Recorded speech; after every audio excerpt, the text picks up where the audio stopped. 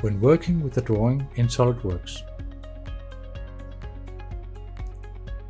One view might sometimes be placed on top of another, making it difficult to move just that particular view.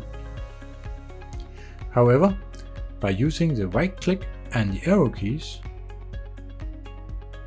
the view is easily moved, as you will see. Just right click on the view and press Select Other.